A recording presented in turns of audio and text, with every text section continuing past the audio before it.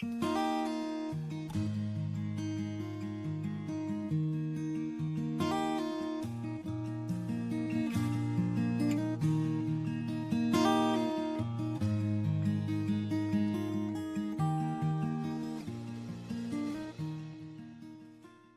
días o buenas tardes, buenas noches, depende de dónde nos escuchen.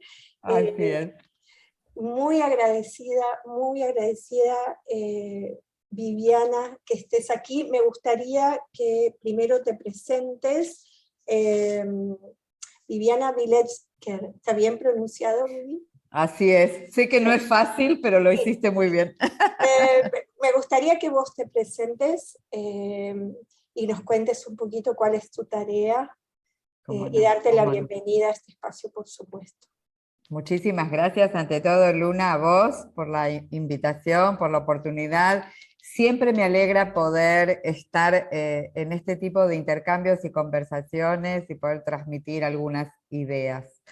Para presentarme, ¿qué puedo decir? Vengo caminando una trayectoria dentro de la psicoterapia.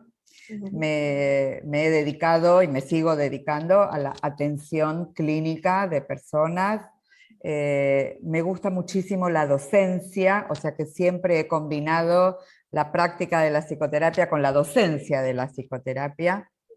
Y desde hace casi 30 años, digo el número y me impacta, vengo dedicándome a acompañar a personas que están por diferentes circunstancias transitando fin de vida, temas de finitud, de enfermedades, vejez, todo lo que tiene que ver con procesos de preparación para la muerte. Esa ha sido mi tarea y en los últimos años con más foco, con más atención, a partir de haber fundado El Faro, una asociación civil dedicada a este tema. Esto te iba a pedir que, bueno, iba a nombrar esta asociación que trabaja de una manera muy puntillosa, los he escuchado atentamente, abarcando muchas áreas. Este es un tema, como vos bien decís siempre, Vivi, de lo que no se tiende a hablar, más sí se tiende a negar, más en esta sociedad tecnológica. Es como, yo pensaba en esto de cómo es morir en una sociedad así tecnológica que tiende a negar. Entonces pensaba la riqueza de lo que yo escuchaba en el programa que ustedes hacen, Umbrales, ¿sí? que aparece también en el Facebook del Faro, de la Asociación El Faro, muy interesante cómo traen toda esta temática de una manera, abarcan un montón de áreas muy importantes. Antes de hacerte la primera pregunta, a mí me surgió cuando los escuchaba, me surgió que eras como una partera, porque digo, nosotros cuando venimos al mundo todo el mundo festeja y todo el mundo nos espera y todo es una fiesta. Y decía, claro, vos sos una partera de ese final y es tan importante como ese comienzo. Entonces, toda esta dedicación de las personas, que es un trabajo muy silencioso, muy... todavía un poco solitario, ¿no? Como que no hay tanta gente y me parece tan importante. Así que, bueno, me había surgido esa palabra de ser partero, ¿no? Partera. Al final, sí. De hecho, existe en el mundo un movimiento que adoptó el concepto de dula, que son las mujeres que ayudan a parir en el nacimiento, y lo ha trasladado a dulas de la muerte, dulas del final de vida. Totalmente. O sea que tal cual. Totalmente. Sí. Bueno, a mí me surgió claramente ese lugar, ¿no? En esto que ustedes hacen y que vos haces hace tanto tiempo. Primero te quería preguntar, para que la gente entienda, ¿qué es la tanatología? La tanatología es una interdisciplina, es un conjunto de disciplinas que se reúnen para explorar y darle sentido a la muerte, ¿sí? Thanatos es el vocablo griego que traducido es muerte. En la mitología griega tiene una representación visual, Y logos es estudio, tratado, sentido, investigación. O sea que la tanatología reúne varias disciplinas, la psicología, la medicina, la arquitectura, el arte, la antropología, para estudiar el fenómeno de la muerte y encontrarle un sentido dentro de la vida humana. Está muy claro. Había dos conceptos que me gustaría que me aclares, que nos aclares. ¿Qué es la tanatología existencial y la tanatología pedagógica? Estos conceptos, ¿qué significan? Sí. La tanatología pedagógica es una rama de la tanatología que se enfoca en la enseñanza y la difusión a nivel comunitario de todo lo que tiene que ver con la muerte, todo lo que tiene que ver con el antes y el después de la muerte. La tanatología pedagógica prepara programas, por ejemplo, de intervención en colegios, en instituciones, en centros, para poder mostrar distintos aspectos que hacen a la educación de la población, tanto en el antes de la muerte como en el después de la muerte, porque la tanatología se expande, hace puente entre el antes y el después de la muerte, abarca los procesos de preparación para la muerte y el duelo. Sí. Me encanta lo de la palabra puente, la tenía además Sí. anotada porque es así, ¿no? Tal cual. Sí.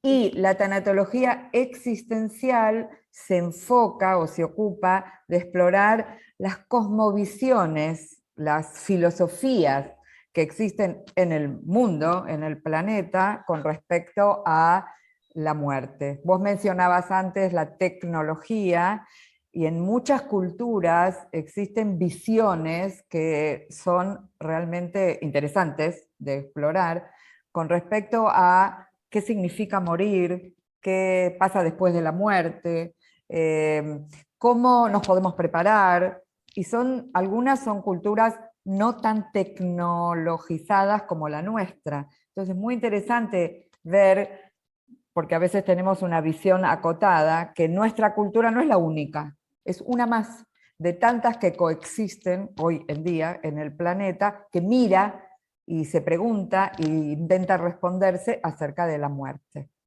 Esa es la tanatología existencial.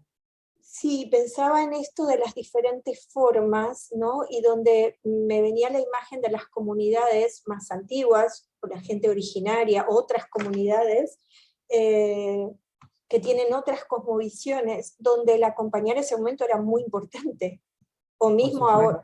Y como que acá es como que quisiéramos en Occidente hacer todo rápido, ¿no? Para que pasar esto rápido, y después que, bueno, sí que estés bien rápido.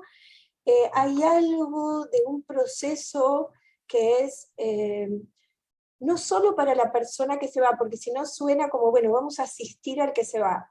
Nosotros, si vamos a asistir, nos estamos viendo en eso que vamos a vivir.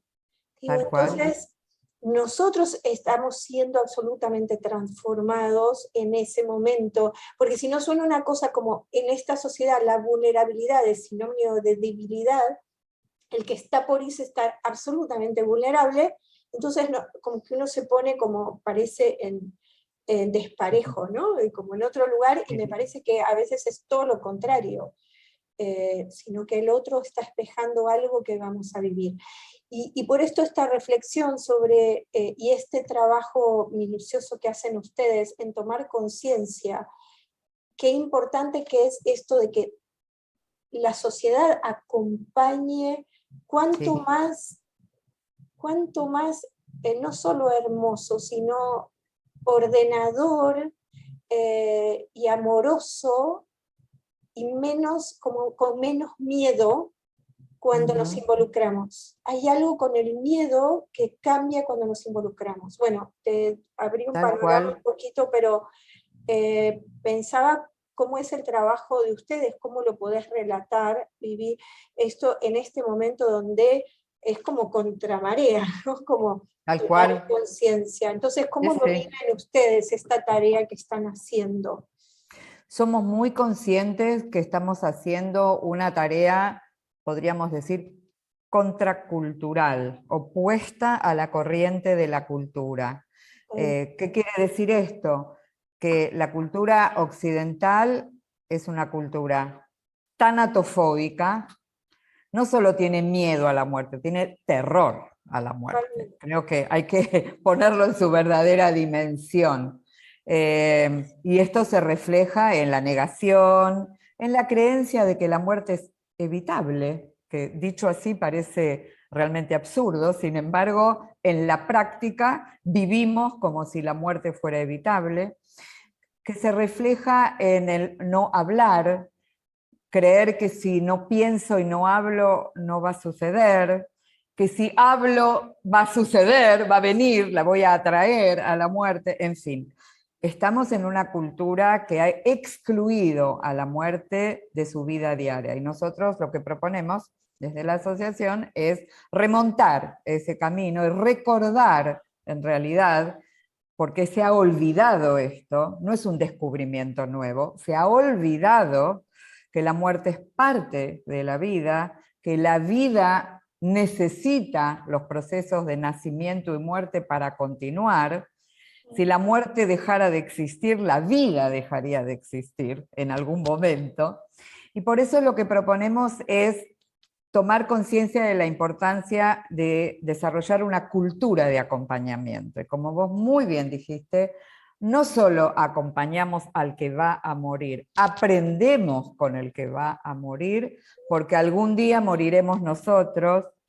Y para nosotros el valor del acompañamiento tiene que ver con ponderar la importancia de que el modo como uno llega al final de la vida no es un servicio para uno, es un acto amoroso para el entorno. Totalmente.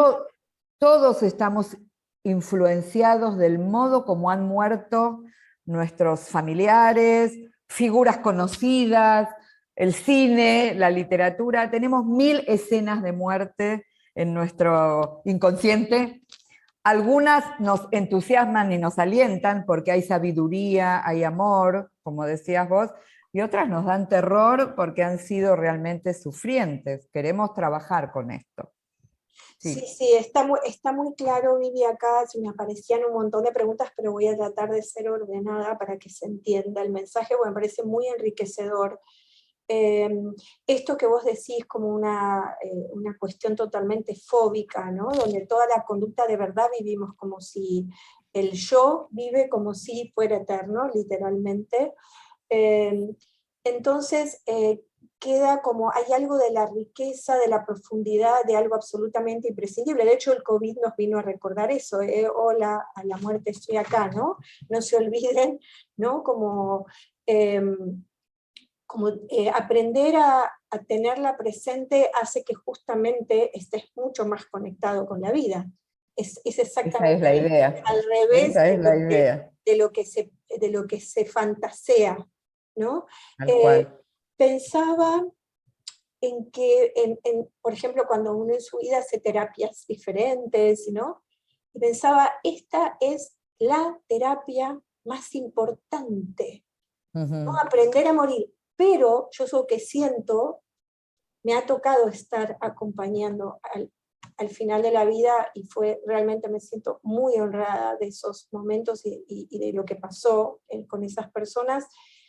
Yo siento que ahí el que acompaña no tiene opción, como un terapeuta que tiene un encuadre, la transferencia, la contratransferencia, no es eso ahí, o te involucras, no hay está bien, después podés aprender a, bueno, no irte ahí con eso y poder poner una distancia para poder tolerarlo, pero uno está totalmente involucrado. Esa es me parece la gran diferencia, no sé, vos me dirás cómo Entiendo, sí, estoy de acuerdo contigo, porque de hecho, todos, nadie está exento de la posibilidad de encontrarse en la situación de acompañamiento a otro ser humano en su fin de vida. Los hijos a los padres a los hijos, los hermanos entre sí, los amigos, los vecinos, y por supuesto, quien ejerce una tarea asistencial a aquellos que lo consultan y atiende. Por eso es que insistimos con la importancia de una cultura de acompañamiento, que por otra parte, acompañar como idea recorre toda la vida, no nos acompañamos solamente en fin de vida, nos acompañamos en una mudanza, en la preparación de un viaje, para un parto, para una despedida. Estamos permanentemente porque somos seres vinculados y vinculantes. Y el acompañamiento es un vínculo. Uno de los contenidos de los vínculos humanos es el acompañar.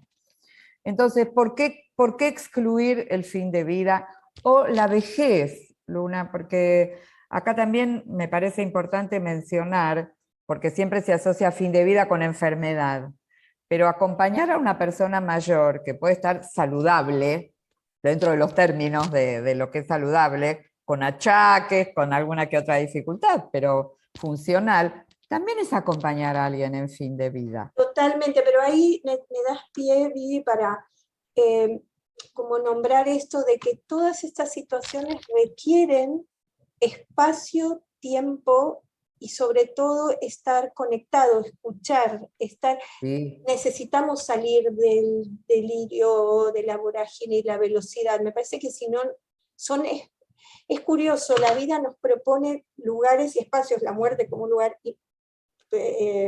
prioritario, me parece, pero donde hay que cambiar el enfoque, donde hay que transformarse para poder vivir eso. No podés ir a 1000 a estar con una persona, digo, necesitas una sutileza, una percepción, una conexión, necesitas estar presente. Y para eso hay que bajar del delirio, ¿no? De la voracidad cotidiana. Creo que ese es el regalo de la muerte. Totalmente, totalmente Que nos recuerda mirar cómo estamos viviendo. Fíjate lo que sucede cuando se presenta una muerte súbita, un accidente, por ejemplo, ¿sí? Se detiene todo, ¿sí? Es un antes y un después. Se suspende todo porque hay que ocuparse, ¿sí? Te avisan que alguien conocido tuvo un accidente y falleció. La agenda se congela, se detiene, todo se suspende, todo se permite suspender, ¿sí? Se modifican rutinas. Y es la muerte, o sea, ¿qué ingresó súbitamente? La muerte. Ahora, no es necesario llegar a esa instancia para tomar conciencia de esta posibilidad de parar todo, como vos decís. Ya el hecho de tomar conciencia de que algún día moriremos, no sabemos cuándo, ni cómo, ni dónde. Solo tomar conciencia de nuestra condición mortal puede ser un regalo para detenernos todos los días de nuestra vida, a pensar cómo estoy viviendo la vida que quiero vivir. ¿Podría ser hoy el día de mi muerte? ¿Estoy preparada o preparado? Esa frase que vos dijiste en uno de los programas, creo, hermosa, ¿y si es hoy? ¿Y si Sí. es hoy? ¿Y si? Sí, sí. Sí.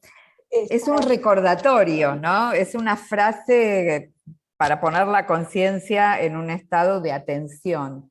¿Puede ser hoy? Sí. No para agregar malestar. A veces se malentiende esa frase, ¿no? Como si, ay, mira si voy a estar todo el día pensando que hoy puede ser el día de mi muerte. No, no es la idea. No es por ahí. No es por ahí. No es por ahí, ahí. no justamente Sí. tomar conciencia y darle sentido, porque la muerte lo que hace es darle sentido a todo el viaje.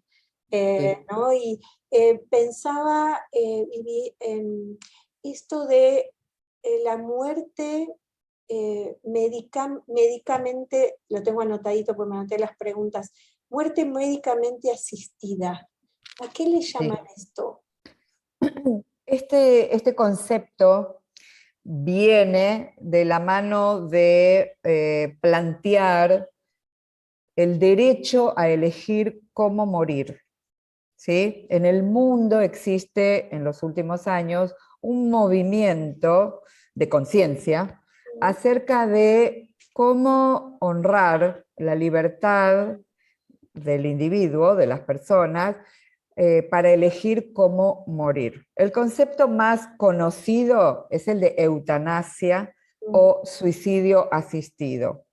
Pero como tanto eutanasia como suicidio asistido tienen una energía de ilegalidad, de hecho, jurídicamente hablando, en algunos países es ilegal, en el nuestro es ilegal, y tiene una connotación de homicidio, entonces se está empezando a plantear este otro concepto de muerte médicamente asistida, en donde se combinan dos líneas: la libertad del individuo que solicita que se lo ayude a morir y la intervención del médico que facilita los medios para concretar la voluntad de la persona. Para permitir que suceda, ¿no?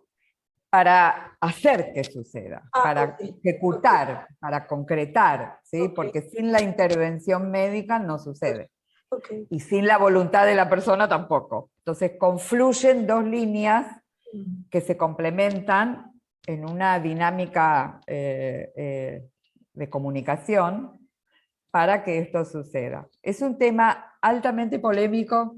Claro, es todo un debate ético, sí, filosófico, ¿no? Es como un debate, sí. ¡Wow! Sí.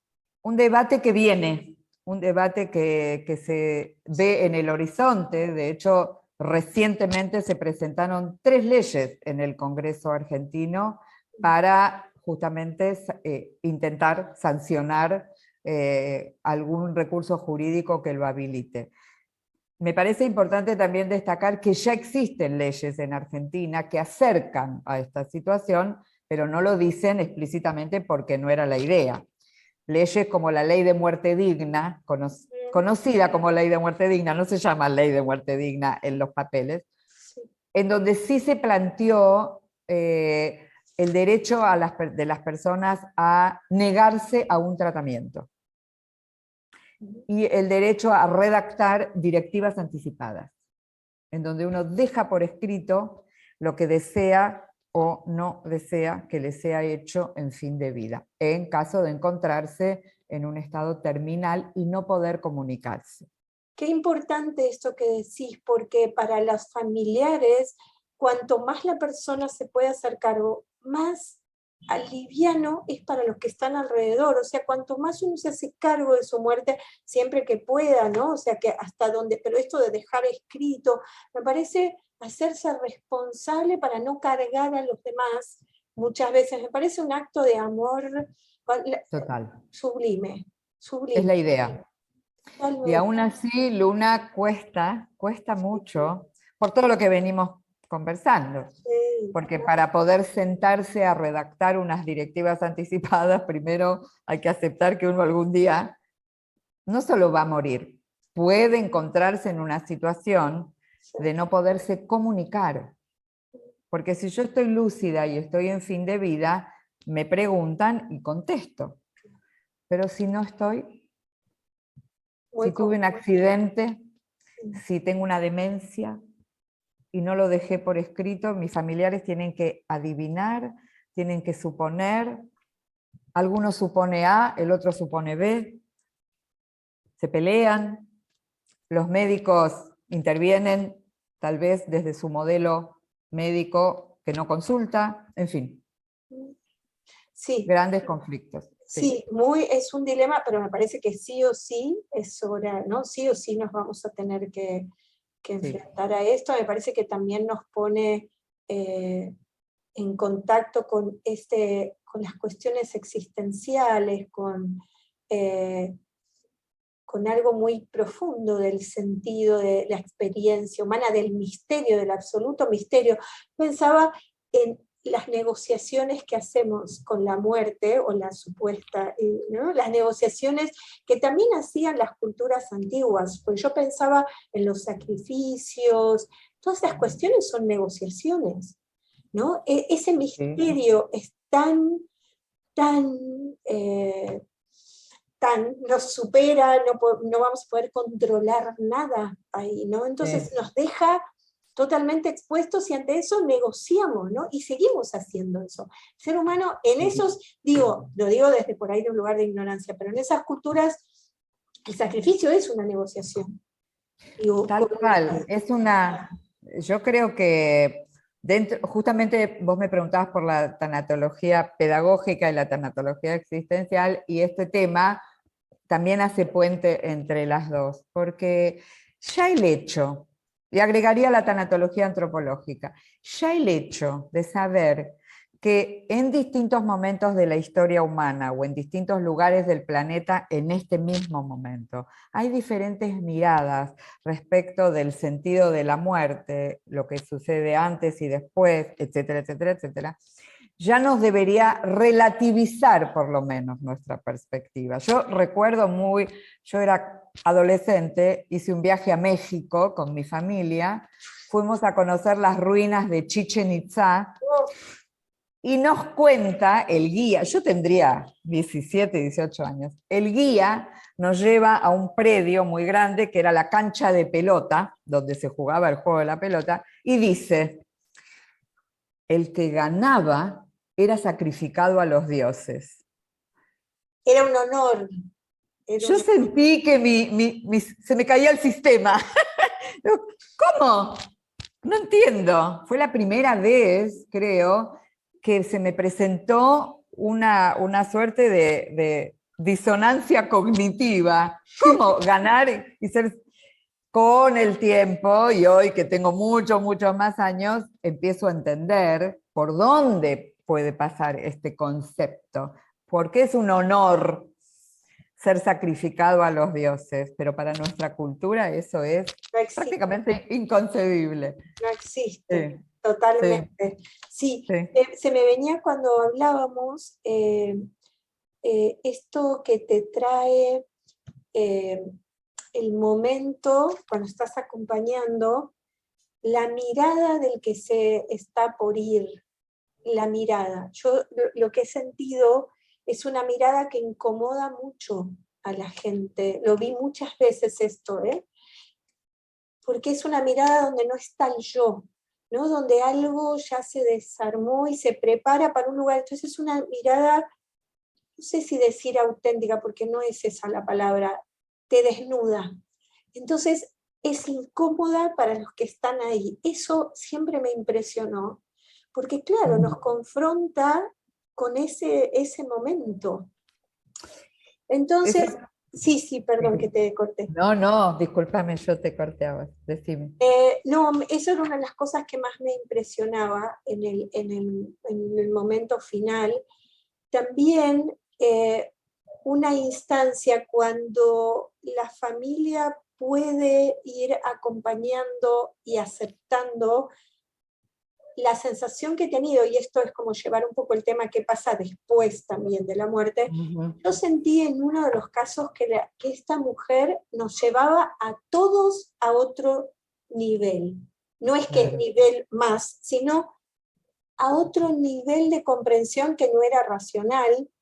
Todos estábamos en esos 10 días que estuvimos, porque fue de golpe, a todos nos movió, a la familia, a los que estamos acompañando. Ella hizo como un salto o algo que no puedo comprender con palabras, que nos movió a todos a un nivel impresionante de amor, de comprensión, de lugar sagrado, Vivi. O sea, yo sentía que entraba cuando ella acababa de morir y yo entré porque le dije yo voy a estar. Esa paz que se siente, ese lugar, no me salen las palabras para describir esto, pero es algo absolutamente sagrado y en paz, como una paz que, digo, acá no hay nada malo, o sea, no, yo decía, ¿dónde está eso? Que no, el tema es el miedo que le tenemos, pero en sí, yo le pondría esta palabra de un amor sublime. Totalmente sublime. Lo que creo que nos cuesta es entender que la muerte es parte del amor, porque es parte de la vida. ¿Sí? Esa mirada que vos reconocés, que recordás, que tiene esa cualidad de estar aquí y a la vez, de alguna manera, mirando aún más allá, muchas veces, es la mirada de la muerte a través de la persona, ¿sí? Y es una mirada de viaje, podríamos decir, es una mirada de transformación fundamental. A mí me gusta mucho la idea del el final de la vida como la etapa culminante de una biografía. Usamos fin de vida porque así nos entendemos, pero en realidad es el punto culminante de una vida, es el punto máximo de desarrollo de una conciencia, el momento de la muerte. Es una biografía que cumple un ciclo, dure lo que dure. Un mes, un año, 20, 100. El tiempo cronológico es uno de los elementos. Ese tiempo cronológico es lo que permite que esa biografía haga su proceso y culmine. Cuando se habla de punto culmine es como un punto elevado, ¿no? Si no tenemos esta idea, y uso las manos para describir, como que la vida hace así, ¿no? Entonces, esta idea de puntos, hitos y luego caída, acota el concepto de la muerte. Claro, pero este concepto de caída, Vivi, perdón que te corte, es que como nosotros basamos, digo, esto de la sociedad tecnológica, nos basamos en tener y parecer, obviamente desde ahí es una caída, porque todo ese espacio sagrado, en realidad estamos bastante desconectados en general. Tal cual. Eso que es mucho más sutil, y mucho más profundo, y no tiene que ver con tener nada, ni con ser para otro, es otra cuestión mucho más profunda. Entonces, entrar en ese espacio, a mí me parece maravilloso lo que ustedes están proponiendo de prepararnos para morir, de preparar gente para acompañar. O sea, sí. Hay un momento donde sentí, qué loco, qué desconectados que estamos, que tenemos que prepararnos porque sí. Como que no sabemos acompañarnos entre nosotros en algo. Me parece, sí. Digo, ¿cómo no? De pronto me puse a pensar, dije, claro, tenemos que aprender a prepararnos de algo porque no sabemos cómo estar con otro ahí. En realidad tenemos que recordar. Yo creo que me gusta más eso, me gusta más. Sí. Acompañar es un arte olvidado. Total. Un arte olvidado. Y morir, el proceso de morir, es un proceso de sanación olvidado también. Totalmente de acuerdo, me gusta esto de recordar, sí, tal cual. Sí, sí. Y es cierto, en esta etapa de nuestra realidad social, lo aprendemos, pero en realidad lo recordamos. Por eso es que cuando nos pasa todo el tiempo, cuando brindamos la capacitación en el Faro, la mayoría de las personas viven procesos personales de descubrimiento y de asombro y de maravilla, y ese es el acto de recordar. Ahí te iba a preguntar, iba eso, Vivi, que me contaras un poquito, iba para ahí justo.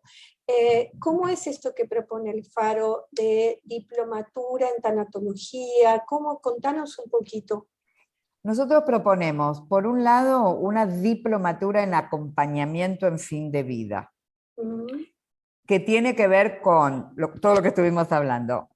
Capacitar con una metodología que nosotros sintetizamos con diferentes conocimientos y aportes de líneas filosóficas, disciplinas, Oriente, Occidente, etcétera. Hemos conformado una metodología para acompañar a una persona que está transitando fin de vida, por enfermedad, por edad avanzada. Esa es una diplomatura que ofrecemos. Esa diplomatura tiene un eje de trabajo interior con la propia finitud, y ahí es donde se producen estos grandes insights, estas grandes darse cuenta de, claro, por supuesto, más técnicas, recursos, mapas para luego asistir. Es una preparación para asistir a otros en su proceso. Por otra parte, este año inauguramos una diplomatura en tanatología asociándonos con el Centro Dolus, que brinda capacitación y acompañamiento en duelos. Entonces, ahí hicimos el puente con Dolus. Nosotros aportamos la capacitación para el antes, Dolus para el después, y con una integración que desarrollamos en términos docentes, formamos tanatólogos. Tanatólogos que van integrando estos saberes para que puedan cubrir las dos áreas. El acompañamiento vale tanto para antes como después, porque hablamos de acompañamiento en duelo, acompañamiento en fin de vida, acompañamiento a personas mayores, acompañamiento en enfermedad y salud. Es un bajo continuo el acompañamiento, recorre todo. Montón de áreas. Está muy claro, Vivi, me parece muy valioso. Después vamos a poner también en el video cómo te pueden por ahí encontrar. Bueno. Ahí en Facebook, la Asociación El Faro. También nombrar ese programa que están haciendo Umbrales, que aparece también en Facebook, que me pareció sumamente interesante. Tomo esto que vos decís de que el trabajo personal va a ser intenso porque va a mover y es muy enriquecedor. De hecho, fíjate, ayer, donde yo sabía que hoy nos encontrábamos y preparaba y miraba las preguntas, ayer se movieron muchas cosas para mí. Digo, es así, me parece un trabajo súper enriquecedor. Y me parece que lo están haciendo de una manera maravillosa. Así que me encanta que esto, que esté esta posibilidad, ¿no? Para la gente de hacerlo. Así que ahí ya te van a poder buscar en las redes. Gracias, Luna. Sí, con gusto. Con no, gusto. Me parece, yo estoy también muy interesada, te voy a contar, pero después lo hablamos. Cómo no, cómo no.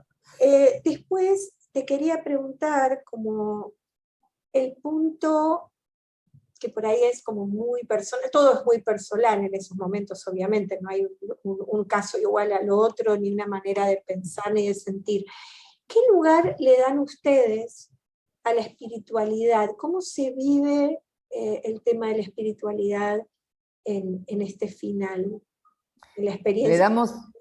Le damos un lugar central. En principio entendemos espiritualidad como un aspecto de la vida humana. La vida humana aloja una búsqueda de sentido, una conexión con todo lo que es, con la vida, con niveles de conciencia que van transpersonales, que van más allá de lo personal. Y en ese sentido consideramos que la espiritualidad define un elemento central de la naturaleza humana, de la condición humana. Hacemos una diferencia entre la vida religiosa, que no es más que la organización de la espiritualidad bajo ciertas condiciones o formas, pero muchas personas se reconocen espiritualmente activas sin necesariamente practicar un culto determinado. Y a la vez, quienes practican un culto determinado consideran que esa es su manera de desarrollar la espiritualidad. De manera que no hay ahí, ni debería haber ninguna contradicción. Ninguna contradicción, porque no se trata de la forma externa, la espiritualidad, sino de una realidad humana. Así como tenemos un cuerpo, y tenemos emociones, y tenemos pensamientos, tenemos espíritu. Totalmente. Y la espiritualidad es la vida del espíritu. Me parece que ahí en la presencia de la muerte es cuando quizás la posibilidad de encontrarse, digo, no estamos hablando, como vos decís, de ninguna religión, sino de un lugar existencial, de un contacto con la experiencia desde un lugar más existencial. Me parece que es el momento donde se caen, ¿no? Como los prejuicios o ciertas cuestiones. Y pensaba en qué experiencia tenés vos con lo que sucede después y todas las sincronías, mensajes, cosas que no se pueden explicar, de las cuales yo creo que todo el mundo las ha tenido, yo las he vivido mucho con mi padre, con la muerte de mi padre, pero cosas muy, muy explícitas. Entonces, digo, que es un misterio, obviamente, pero ¿cuál es tu experiencia con todo lo que pasa después y estas cuestiones? Bueno, justamente la palabra que acabas de mencionar, misterio, es uno de los elementos centrales de la espiritualidad, porque la espiritualidad intenta explorar el misterio de la vida y por eso se habla de las experiencias místicas, que son experiencias del misterio, ¿sí? Y como humanidad estamos produciendo muchas experiencias místicas que de a poco nos van dando una idea de este misterio, aunque permanezca misterio y deba permanecer como misterio tal vez Tal cual, eternamente. tal cual. Las experiencias, hay varias instancias en lo que me estás preguntando o invitando a comentar. Primero, quienes acompañamos hemos sido testigos de lo que se llaman experiencias del lecho de muerte. Son experiencias de este lado del umbral, de personas que están en proceso de morir, incluso en procesos agónicos, ¿no? Fin de vida, y que describen visiones, audiciones, sensaciones que nos permiten imaginar o suponer o comprender muchas veces que están teniendo una conexión con el después de la muerte. Ver familiares fallecidos que los vienen a buscar es un clásico. Llamar a familiares fallecidos, mamá, papá, hermanos, querer conectar es otra de las experiencias. Figuras arquetípicas, ¿sí? Ver una imagen, un ángel, Jesús, cada uno según su propia cosmovisión, ¿sí? Esto es muy frecuente. Por otro lado, existen muchos testimonios en la literatura de personas que han tenido contacto o sensación de contacto con personas fallecidas. Yo puedo dar testimonio, seguramente vos podés dar testimonio. Lo que pasa es que acá entra un poco lo que vos mencionabas antes del paradigma occidental. El paradigma occidental tiene rigor científico, lo cual, por supuesto, es valioso para un montón de áreas de la vida humana, pero no aplica exactamente para las experiencias místicas. Necesitamos desarrollar modelos de investigación de las experiencias místicas que sean adecuados.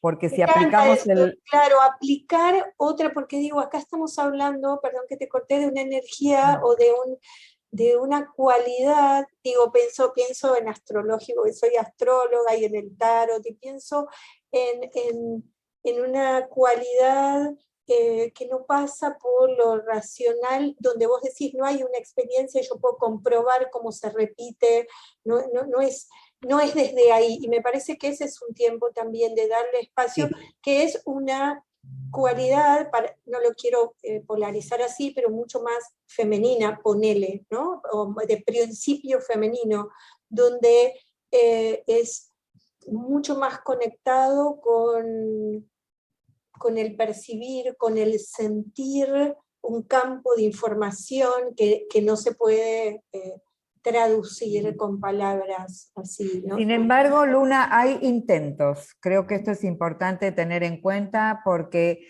es tan abundante la cantidad de testimonios de lo que estamos hablando, que muchos investigadores, muchas personas realmente interesadas por el estudio de la muerte, por el estudio de las experiencias místicas, han empezado a recopilar estos testimonios, tratando de encontrar un modelo de darle rigor, digamos, científico para entendernos, y de hecho empieza a aparecer algo. Por ejemplo, voy a poner un ejemplo. Esto que hablábamos de la espiritualidad, el reconocimiento de que el ser humano aloja un espíritu, ¿sí? Los testimonios de experiencias que dan cuenta de esto son abrumadores. Entonces, algunos estudiosos empiezan a decir, si en diferentes lugares, en diferentes momentos, diferentes personas, utilizando distintas prácticas, por ejemplo, la meditación, que sería el laboratorio de la conciencia. Si todos o la mayoría ha llegado a tener un registro de espíritu, podemos empezar a suponer que el espíritu es tan real como el cuerpo, ¿sí? Que lo podemos medir, lo podemos al cuerpo, ¿no? Lo podemos de alguna manera controlar, tal vez. Entonces, hay algo que está empezando a aparecer en relación a esto. Mira, Y es interesante. me hace una cosita linda acá, porque pasó algo que está pasando en todas las charlas que me da como una emoción, que fui invitando. La primera fue sobre discapacidad, adicciones. El lado B de alguna manera viene a hablar un poco de lo que nos cuesta hablar y también de los diferentes abordajes, esto de cómo acompañar y las diferencias. Pero dijiste una palabra que sin las personas que yo entrevisté, ninguna se conoce entre sí. Y en las tres charlas que vengo haciendo, dijeron la palabra alojar. Esa palabra apareció en las tres entrevistas. Y me da, y lo marco y lo vuelvo a decir porque me impresiona que vuelva a aparecer. Claro, Así que me encanta esta palabra, ¿no? Que el cuerpo aloja, ¿sí? Sí. Que el espíritu es algo que está, y me parece maravilloso que se pueda empezar a ver de qué manera se puede comprobar, entre comillas, ¿no? O poder nombrar sin que sea algo, bueno, simplemente algo intuitivo.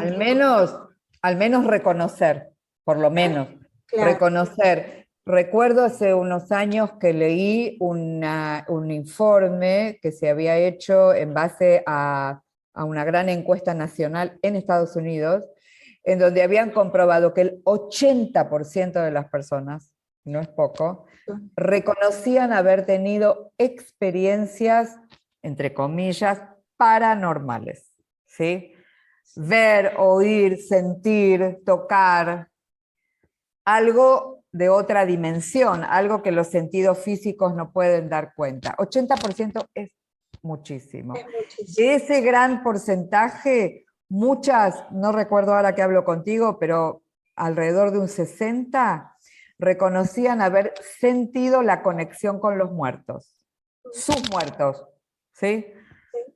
Sus seres queridos fallecidos, de alguna manera, por un hecho fortuito, de algo que aparece, por un sueño, por un mensaje que otra persona trae y que no se puede explicar de otra manera que no sea de dónde viene esto, y viene de algún lugar más allá de la muerte. Tal cual, Vivi, tal cual. Por último, te quería, para ir, me quedaría hablando un montón más, pero para ir cerrando, primero quería comentar esto de, por ejemplo, que en el tarot, la carta de la muerte, ¿sí? Como vos hablabas en uno de los programas, a mí lo que me parece muy interesante es que no está al final del tarot, sino en la mitad. Que ese final, y vos hablaste de transformación claramente, es la carta de la muerte, es una profunda transformación que no está al final. Ahí no, es un final para transformar algo, seguir. El viaje sigue. Entonces me parece re importante esto, y como lo trajiste en tus charlas también, me parece re lindo verlo eso como un momento de transformación y que el viaje sigue. Y por último, Vivi, preguntarte a nivel personal, imposible no preguntarte, ¿cómo es para vos, para Vivi, el tema de la muerte? ¿Cómo lo vivís después de trabajar tantos años con esta temática? Mira, lo vivo de diferentes maneras, todas creo complementarias. por un lado me siento agradecida y afortunada de haber encontrado este camino, o que este camino me haya encontrado a mí, porque reconozco que en lo personal he sanado mi relación con la muerte. No tengo problema en reconocer que hubo épocas de mi vida que sentí terror a la muerte, de chica, de pensar que yo moriría algún día, que mis padres iban a morir algún día, me resultó abrumador, y de ahí empezó algo que tal vez con el tiempo se fue derivando en una curiosidad, una búsqueda. Por lo tanto, haber encontrado esto en mi vida, la posibilidad de explorar la muerte, de sanar mi vínculo con la muerte, y hoy decir gracias a la muerte por todo lo que me ha enseñado, me completa profundamente. En lo más personal, muchas veces me pregunto, ¿y cómo será? ¿Cómo llegaré? No lo sé, no lo sé, no tengo idea, pero también aprendí esto, a decir no sé, no sé. Qué Será bueno, como será. qué Sí. bueno esto del no sé, ¿no? Y de entregarse. Te escuchaba y sentía como que hay algo de lo ancestral en toda la tarea que vas haciendo. Digo, algo de la guerrera ancestral me aparecía, ¿no? Como alguien que se dedica ¿no? con tanta energía para sí misma, para otros, para formar gente. Digo, parece que hay algo del guerrero ancestral que se enfrenta a lo más temido y dialoga con eso, ¿no? Entonces, Es me así, encanta hay lo algo que de eso. yo siento. ¿Sabes, Luna? Yo, para mí fue difícil nacer, fue difícil mi parto. Y al poquito tiempo de nacer casi me muero, a Wow. los 2 meses de mi vida.